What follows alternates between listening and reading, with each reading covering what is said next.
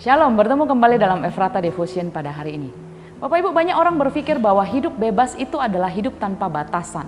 Artinya semuanya boleh dilakukan. Hidup tanpa batasan sebenarnya akan menimbulkan kekacauan karena tidak ada patokan yang menjadi batas. Misalnya, orang yang telah menikah harus membatasi dirinya ketika dia berelasi dengan lawan jenisnya. Juga orang single yang berelasi dengan orang yang sudah menikah, dia juga harus membatasi diri. Mereka yang mengabaikan batasan inilah yang akhirnya akan terjerumus dalam perzinahan dan perselingkuhan. Wilayah batasan tanggung jawabnya diabaikan dan malah mau bertanggung jawab di luar batasan wilayah yang ditetapkan baginya. Parahnya hari ini itu dianggap sebagai hal yang biasa dan wajar sehingga mereka cari sana sini kesalahan untuk membenarkan diri.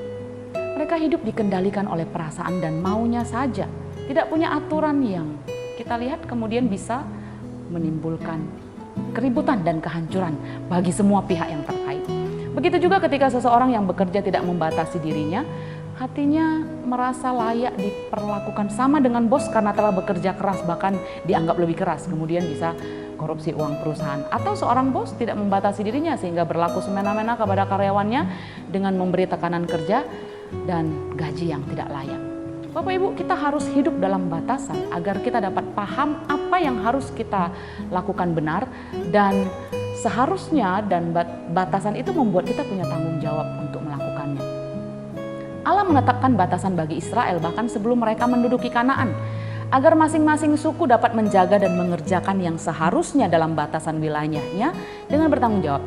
Bilangan 34 ayat 1-2 berkata, Tuhan berfirman kepada Musa, perintahkanlah kepada orang Israel dan katakanlah kepada mereka, apabila kamu masuk ke negeri Kanaan, maka inilah negeri yang akan jatuh kepadamu sebagai milik pusaka, yakni tanah Kanaan menurut batas-batasnya.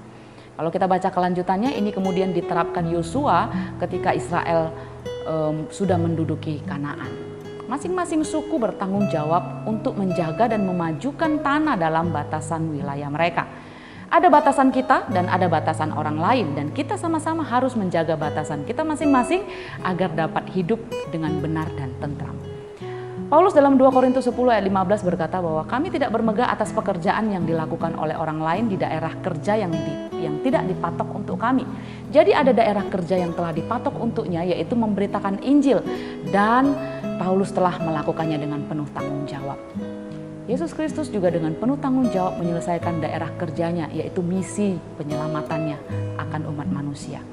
Nah, Bapak Ibu, ini mengingatkan kita bahwa masing-masing kita mempunyai batasan atau daerah kerja yang dipatok. Kita harus mengerjakannya dengan sebaik-baiknya dan mempertanggungjawabannya. Batasan kita adalah pilihan, peran, dan komitmen kita dalam bidang-bidang hidup kita.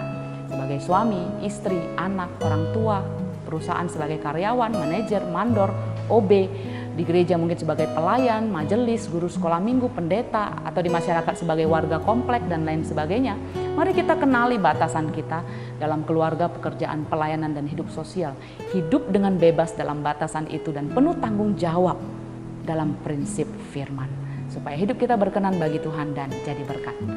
Tuhan berkati kita. Mari kita berdoa. Bapa, terima kasih Tuhan untuk apa yang sudah kami renungkan hari ini. Kami juga berdoa supaya kami dikuatkan, boleh hidup dalam batasan firman, boleh hidup dalam batasan peran yang kami pilih untuk kami komitmen di situ.